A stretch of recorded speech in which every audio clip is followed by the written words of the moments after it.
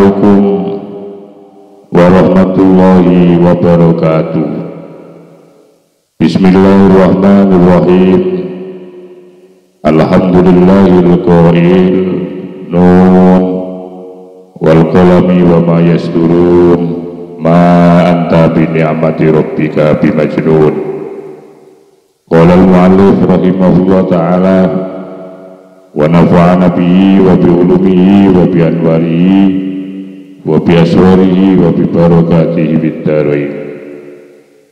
Alhamdulillah, mari kita lanjutkan kajian kitab Iqadul Imam, di mana saat ini kita memasuki kata mutiara yang ke-123.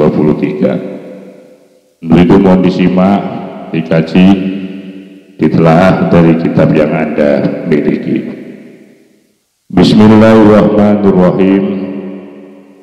Wa alima ma fika min wujuhi syarri wa hajarha alaika fi ba'dil awqati. Saya ulangi.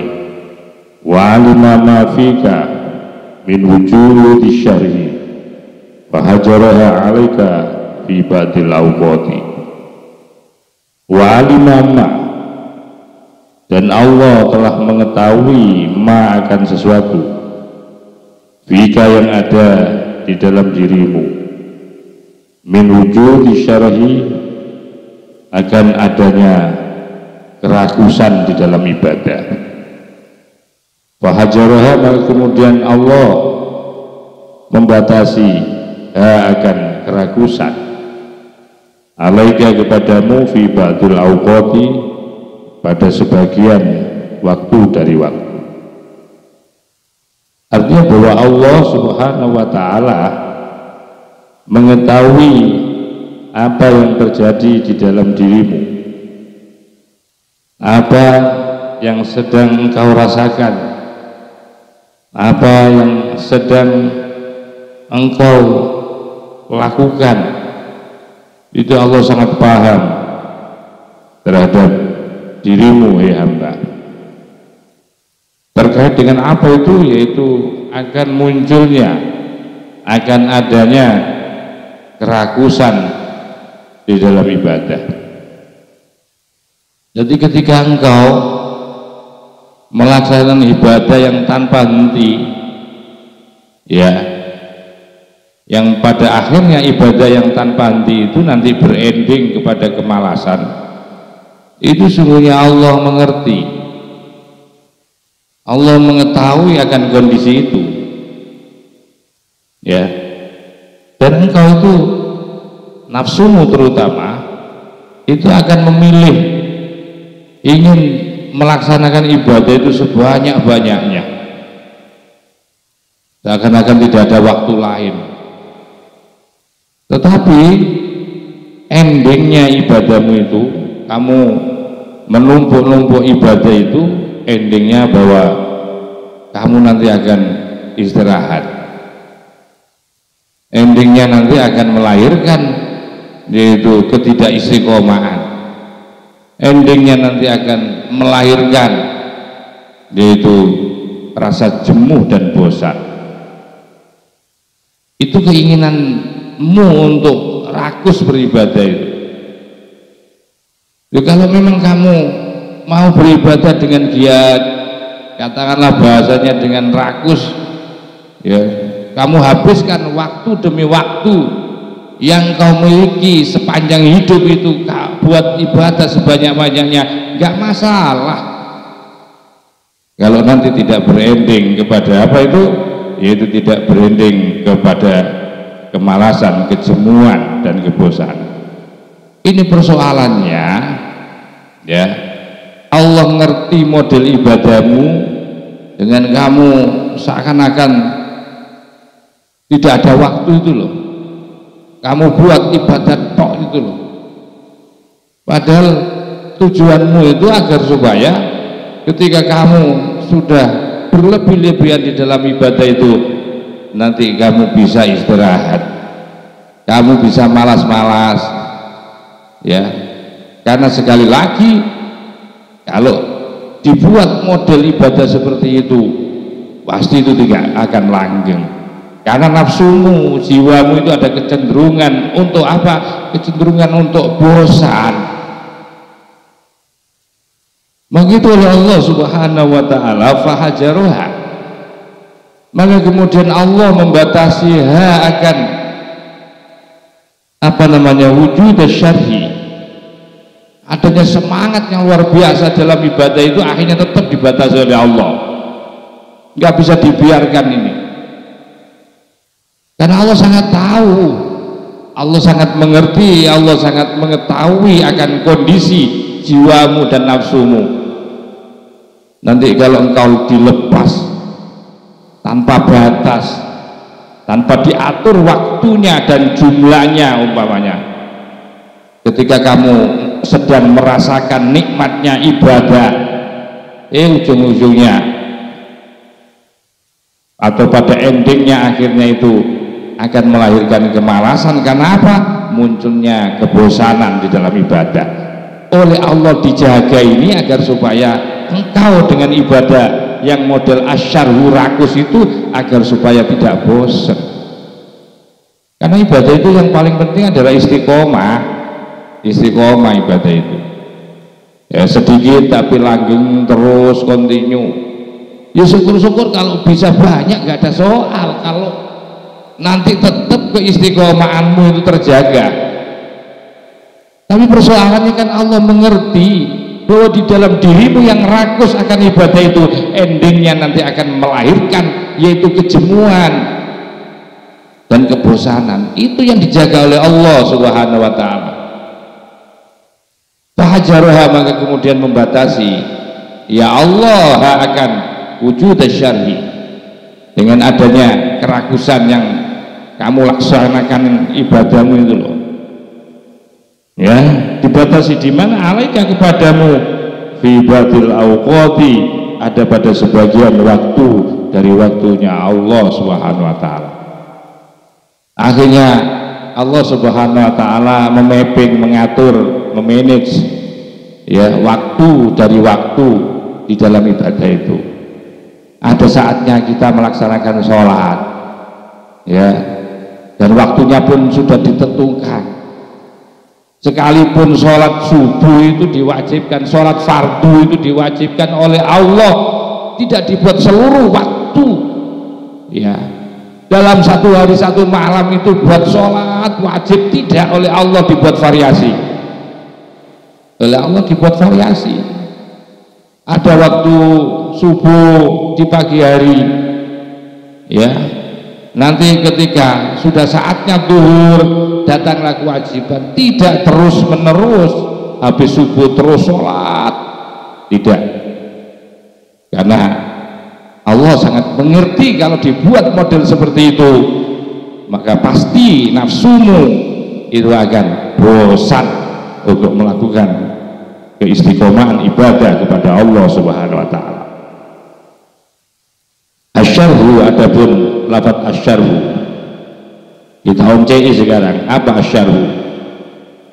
Asyarhu itu khifatun fin nafsi, sesuatu yang ringan, fin nafsi yang ada di dalam jiwa ya, sesuatu yang tidak merasakan, tidak terasa berat hati ini ya. Jadi keringanan di dalam jiwa ya, keringanan di dalam hati, keringanan di dalam diri kita itu rasa ringan, tujibul musara'ata, yang mendorong atau melahirkan apa? Musara'ah, saling bercepat-cepatan ya, saling bercepat-cepat nil amali, untuk melakukan amal ibadah, wal isra, dan bergegas fihi, di dalam amal. Itu yang disebut dengan asyarhu. Jadi sesuatu yang ringan rasanya di dalam hati nurani ini, di dalam jiwa ini, untuk segera keringanan hati ini, keringanan jiwa ini akan mendorong atau menghasilkan yaitu al-musara'ata lil amal, untuk saling cepet-cepetan melakukan ibadah wal isra' dan bersegera di dalam amal. Ya. Inilah yang disebut dengan asyarhu. Ketika orang itu diberikan rasa ringan untuk bersegera, lah ini kebablasan. Lah yang dijaga itu bukan persoalannya pada pelaksanaannya ketika dia banyak ibadahnya, enggak, tetapi kalau tidak diatur oleh Allah maka akan melahirkan apa? Kebosanan. Wayang tiju, dan akan menghasilkan apa? Asyarhu intaja yang tiju, wayang tiju, dan akan melahirkan, akan menghasilkan apa? Asyarhu afati, bencana-bencana, ya, akan mengakibatkan atau akan menghasilkan bencana-bencana, mara bahaya, salasan yang 3. Jadi ternyata ini ya, oleh ulama-ulama tasawuf, bahwa orang melaksanakan ibadah yang berlebih-lebihan tanpa batas itu, ya, kalau tidak mengikuti aturan Allah, maka nanti persoalannya akan melahirkan, akan menghasilkan 3 hal yang berbahaya.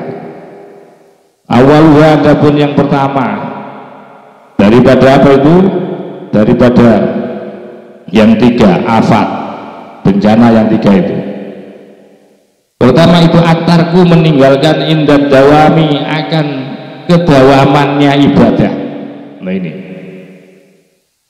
jadi ketika orang dibuat rakus tanpa dibatasi dengan waktu oleh Allah, nanti ketika sudah saatnya datang yang namanya malas, maka dia akan menghilangkan bentuk-bentuk keistiqomahan. Kenapa? Litarawin nafsi, karena ingin, karena untuk merasakan segar, mencarikan rasa segar kepada nafsu, wadhiqiha, dan menyempitkan kepada nafsu. Jadi ini pertama, jadi akan hilangnya keistiqomahan, ya, akan ditinggalkanlah keistiqomahan ibadah ini, ya, gara-gara karena asyarhu tadi. Asani, adapun yang kedua itu al-malalu, menimbulkan kebosanan-kebosanan. Wa huwa, adapun malal itu at-tasakulu, merasa berat, malas lah. At-tasakul itu maknanya berat, ya, artinya malas. Bahwa orang yang rakus di dalam ibadah ini, yang berending kepada kemalasan, berending kepada kebosanan, ilang yakun, toh andaikan tidak ada ini apa? Kembalinya kepada fa'ilnya, isimnya kana, tarfa'ul isma wa tanfa'ul khobar. Jika tidak ada apa? At-tasakul, itu taroka, meninggalkan. Umpama toh orang itu tidak malas karena akibat daripada rakusnya ibadah, tapi pasti pada satu saat dia akan meninggalkan ibadah itu. Kalau tidak malas pasti meninggalkan. Pertama, boleh jadi kalau tidak ditata nilai-nilai spiritual hatinya itu, dia akan mengatakan ibadahku sudah sangat banyak, ya. Asalisu, adapun yang ketiga, bencana yang akan diperoleh dari gara-gara ibadah yang rakus ini, al-ikhlalu bil huquqi liwujudil ajalati, adanya, yaitu al-ikhlalu, adanya cacat, celah, ya, adanya kecacatan bil huquqi, akan hak-hak, liwujudil ajalati, karena adanya ketergesa-gesahan tadi. Jadi karena syarhu ini, orang yang merasa ringan untuk cepet-cepetan beramal ini loh, itu ternyata akan menjadikan cacat atau mencederai kepada hak-hak akan mencederai hak-hak kewajiban-kewajiban. Karena apa? Karena dipicu oleh liwujudil ajalati, karena ketergesa-gesaan tadi. Al ajalatu minasyaiton, bahwa yang namanya tergesa-gesa itu merupakan bagian daripada syaitan. Dan itu pasti itu, ya. Jadi menjadikan cederanya yang namanya hak-hak yang semestinya dilakukan pada waktunya, pada saatnya, ya, dan juga hak-hak itu dilakukan sesuai dengan jumlah yang telah disyariatkan, tetapi karena dia rakus, maka dia ingin mewujudkan untuk mensegerakan segala sesuatunya, ya. Nah ini artinya mencederai, al-ikhlalu, mencederai bil huquqi, akan hak-hak. Dikarenakan apa? Liwujudil ajalati, karena adanya ketergesa-gesaan. Wal hajar bil waqti, sedangkan kata-kata hajar, wal hajru, adapun lafaz hajar tadi kan fahajaroha kan menggunakan fi'il madhi.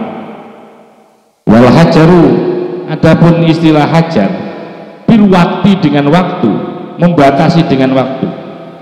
Fihi, dengan fihi itu tetap di dalam membatasi, batasan, bahwa itu salas.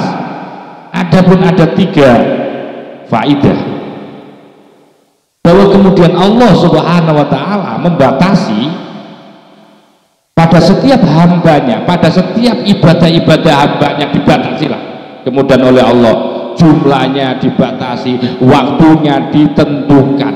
Lu andaikan Allah tidak membatasi waktu, tidak membatasi jumlah ibadah, tidak membatasi menentukan waktu, maka pasti nafsu itu akan memilih untuk melakukan apa? Kerakusan ibadah yang nanti pada endingnya akan menimbulkan keistiqomahan dan akan menimbulkan kebosanan di dalam ibadah, dan tentu nanti akan mencederai terhadap hak-hak. Karena apa? Karena adanya ketergesa-gesaan. Akhirnya belum waktunya sholat itu sudah sholat dulu, belum saatnya puasa Ramadan dia sudah puasa lebih dulu. Lah ini gara-gara seperti ini. Jadi orang rakus itu kadang-kadang tidak mengerti akan hak-haknya, ditabrak seluruhnya itu. Nah, oleh karena itu Allah kemudian membatasi dengan waktu dengan istilah fahajaroha, kemudian membatasi terhadap ketaatan itu bil waktu, dengan waktu. Apa manfaat faidahnya? Di situ ada 3 faidah ketika Allah membatasi dengan waktu ibadah itu. Awalnya, adapun yang pertama itu man'u syar'i, yaitu pertama adalah dengan dibatasinya ketaatan seorang ibadah itu, yaitu man'u syar'i, yaitu mencegah daripada kerakusan. Laukanat, karena laukanat andaikan ada apa ta'at, ketaatan ini andaikan ada mursalatan, itu mursalatan dilepas tanpa dibatasi, lawaqoat, maka akan terjadi, ya, lawaqoat, maka akan terjadi apa? Nafsu fiha, di dalamnya nafsu ala wajhi syar'i akan melakukan, yaitu apa? Akan melakukan yang namanya asyarhu, yaitu kerakusan ibadah. Nah, ini yang dijaga oleh Allah Subhanahu wa ta'ala, kemudian dibatasi itu. Jadi pentingnya Allah membatasi dengan waktu ibadah itu, pertama mencegah akan munculnya kerakusan dalam ibadah. Sebab andaikan ketaatan ibadah itu tidak dibatasi dengan waktu, maka lawaqatin nafsu fiha, maka akan terjadi, akan melakukan apa? Nafsu fiha, pada diri nafsu, ala wajhi syar'i, atas atau menuju kepada kerakusan ibadah. Itu akhirnya nafsu dibatasi oleh Allah, ya. Jadi dengan dibatasi, Allah membuat batasan-batasan waktu duhur jam setelah tergelincirnya matahari, terus kemudian waktu asar, waktu maghrib, itu semua dalam rangka dibatasinya, diatur oleh Allah agar tidak menimbulkan yaitu kerakusan ibadah yang endingnya akan melahirkan yaitu ketidakistiqomahan dan akan melahirkan kebosanan dalam ibadah. Asani yang kedua, nafyut taswifi, yaitu meniadakan menunda, menafikan akan menunda-nunda laulal waktu. Jadi agar supaya tidak ada lagi penundaan karena merasa banyak lagi. Satu misal ini ya, di saat kita ya sedang menunggu sholat duhur, kemudian sepanjang ba'da sholat subuh itu kemudian kita melaksanakan sholat sampai 1000 rakaat sampai nyampainya waktu duhur, padahal itu tidak ada aturannya itu. Habis sholat subuh dia sholat sunat, sholat apapun, sholat mutlak katanya, sampai waktu duhur. Begitu nyampe waktu duhur maka dia akan bilang nanti dulu, dia akan menunda karena merasa banyak dia melaksanakan sholat setelah subuh itu tadi umpamanya sholat mutlak di masjid satu misal. Nah, ini logika saya menjelaskan bahwa ini yang membuat seseorang itu akan menjadi menunda-nunda karena dia merasakan banyak tadi sudah dilaksanakan. Atau seringkali kita itu kalau pengajian terlalu malam itu ya, pengajian terlalu malam, baik ini mubalik ini, karena kalau tidak bisa menjaga waktu dia akan melahirkan penundaan ibadah. Jadi ketika dia ceramah sampai jam 2 malam, atau orang itu kalau di Jawa itu dulu kalau sedang hadroh itu sudah nggak tahu waktu. Sholawat iya sebagai tanda cinta kepada Nabi, ingat, tapi nanti akan hadir kewajiban yang namanya sholat subuh. Jangan kemudian ditunda sholat subuhnya gara-gara kita terlalu rakus dengan waktu, mempergunakan waktu-waktu yang semestinya istirahat kita buat ibadah tanpa henti, tapi begitu nyampe kepada kewajibannya justru kewajibannya kita tunda. Itu yang perlu kita perhatikan ya. Banyak seperti itu para mubalik itu kadang-kadang sholat subuhnya nggak sampai jamaah ya, nggak sampai berjamaah, bahkan mau muncul matahari itu kadang sudah telat, itu gara-gara dia terlalu banyak undangan sampai jam 2 malam loh nyampainya di rumah karena merasa lebih penting itu. Akhirnya apa yang terjadi? Yang terjadi adalah penundaan, akhirnya ditunda sholatnya, tidak tepat waktunya. Ini gara-gara merasa atau terlalu yaitu asyarbu, terlalu rakus ya di dalam melaksanakan ibadah. Buat waktu untuk istirahat juga. Makanya ada di dalam fikih itu istilahnya waktul kailulah, waktu sedikit untuk istirahat, diniatkan untuk menunggu sholat, diniatkan untuk menunggu ibadah, biar ketika ibadah khusyuk, sehat ya, bisa menjadi ibadah yang tumuknina. Jadi ada ruang-ruang di mana Allah Subhanahu wa taala memerintahkan kita agar supaya ibadah yang ada itu tetap istiqomah, langgeng dan tidak membosankan ya, tidak membosankan kepada hamba, karena Allah sangat paham kepada jiwanya hamba ya. Jadi nafsu taswifi tidak ada atau meniadakan menunda, tujuannya itu waktu dibatasi itu biar tidak menunda-nunda.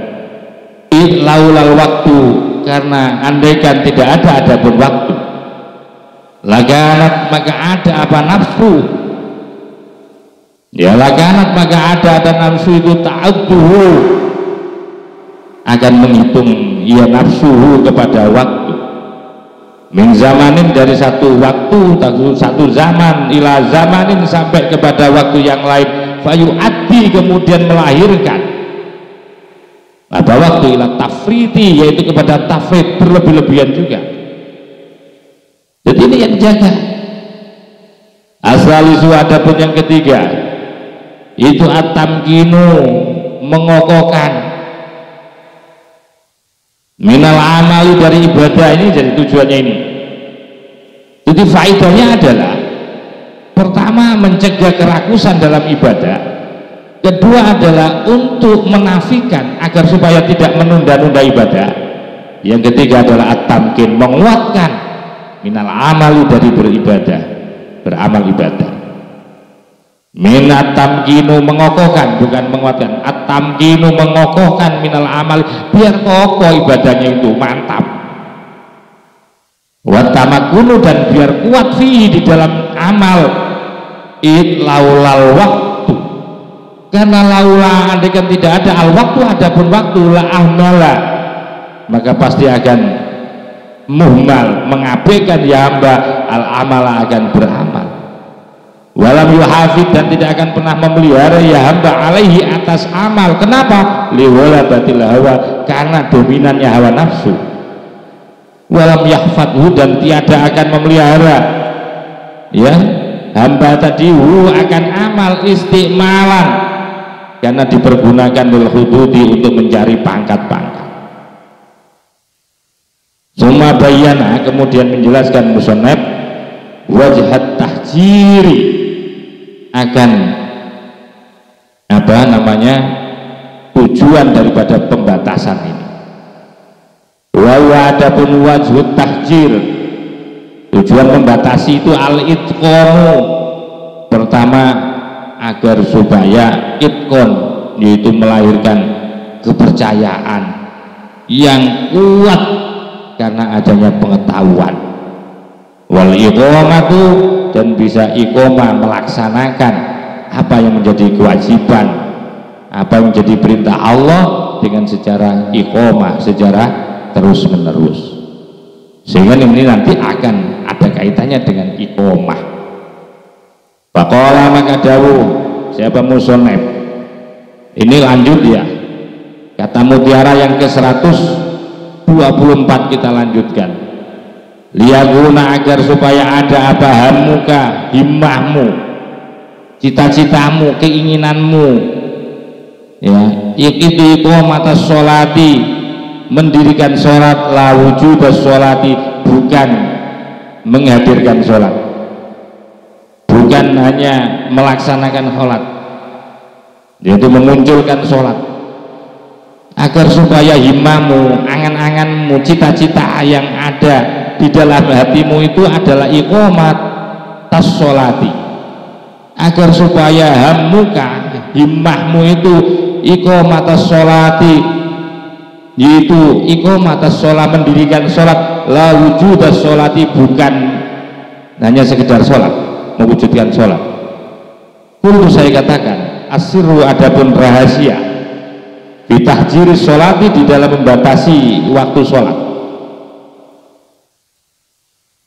Asirru, adapun rahasia ya fi tahjiri sholati, di dalam pembatasan sholat, fi ba'dil awqati, yang ada di dalam sebagian waktu dari waktu. Rahasianya ini, biar tahu ini rahasianya, Allah memetakan, membatasi waktu dari waktunya sholat, dibatasi. Itu apa maksudnya Allah? Litastaqo, agar supaya rindu, itu litastaqo, agar supaya rindu. Ini kalau dalam bahasa fikih ini menjadi ilat, alasan. Litastaqo, agar supaya rindu apa, nafsu, jiwa, ilaiha, kepada sholat. Jadi ternyata Allah memetakan waktu, tidak dijadikan waktu itu seluruhnya untuk sholat itu, kemudian dibatasi waktu dari waktu itu, agar supaya nafsumu itu loh, jiwamu itu akan rindu terhadap sholat. Jadi cara merindukan seperti itu, ya betul Makanya kita itu rindu itu ketika kita tidak saling bertemu kan, jarang-jarang bertemu. Tapi kalau terus bertemu itu ya sulit, nanti akan melahirkan kerinduan.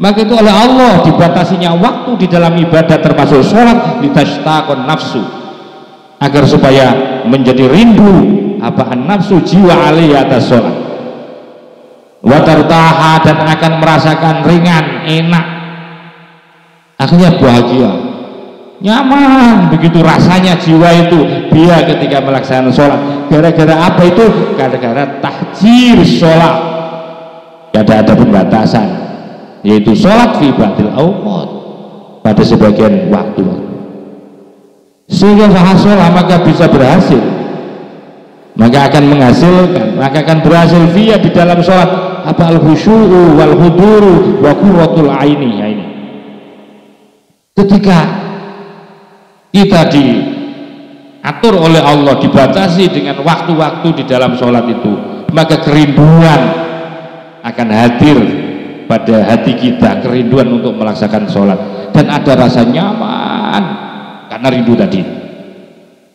Sehingga di situ nanti akan melahirkan, akan menghasilkan apa? Kekhusyuan, akan menghasilkan kehadiran hati kita di hadapan Allah Subhanahu wa taala, dan ada hati yang juga tenang, qurratu aini bis shalah.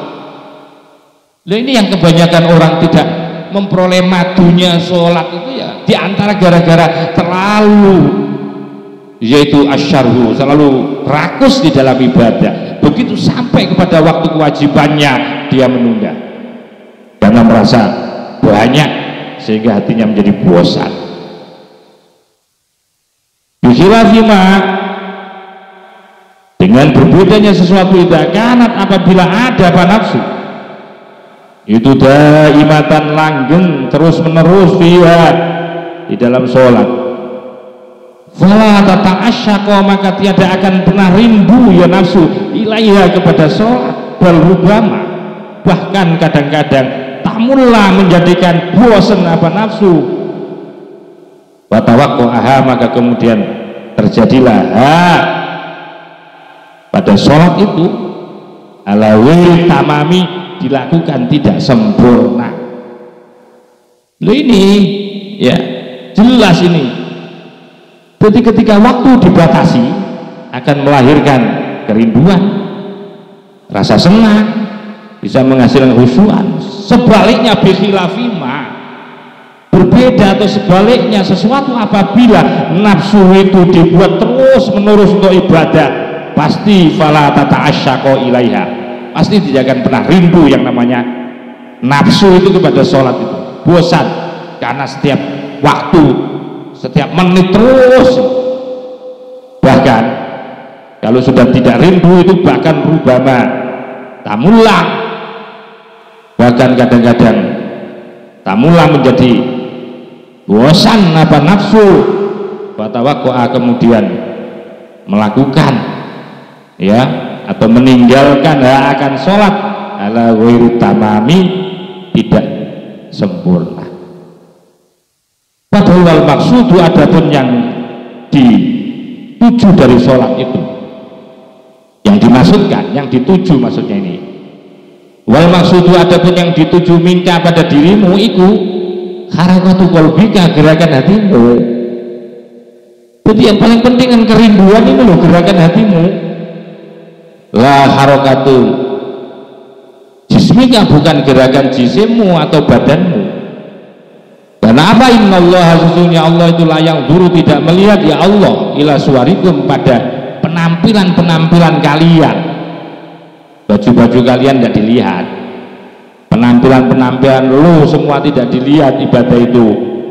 Wala ila amalikum, tidak pula kepada model ya gerakan-gerakan ibadahmu, walakin, akan tetapi yang dulu Allah akan memperhatikan ila qulubikum, kepada nilai makna yang terkandung di dalam hatimu itu yang diberitakan oleh Allah. Maka itu laisa sya'nu, tiada ya, laisa sya'nu, tiada akan sesuatu laisa sya'an, tiada apa asya'nu, keadaan itu.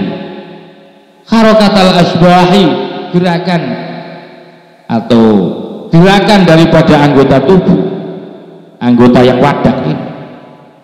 Jadi sesuatu yang urgen itu laisa sya'an, yaitu berupa gerakan daripada gerakan anggota tubuh ini.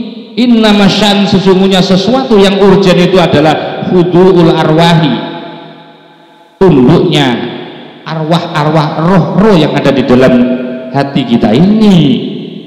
Ketundukan hatilah yang paling penting, bukan gerakan-gerakan zahir asbah ini, harakatul asbah, gerakan-gerakan wadahnya zahir, bukan. Tetapi sesuatu yang urgen itu adalah ketundukan yang ada di dalam hati kita. Basiru, maka adapun rahasianya fi tahajjuri sholati, di dalam membatasi sholat, pembatasan sholat angka padamu fi ba'dil awqati, pada sebagian waktu-waktu, ayyakuna, agar supaya ada apa hammuka, himmahmu itu iqamatus sholati, mendirikan sholat.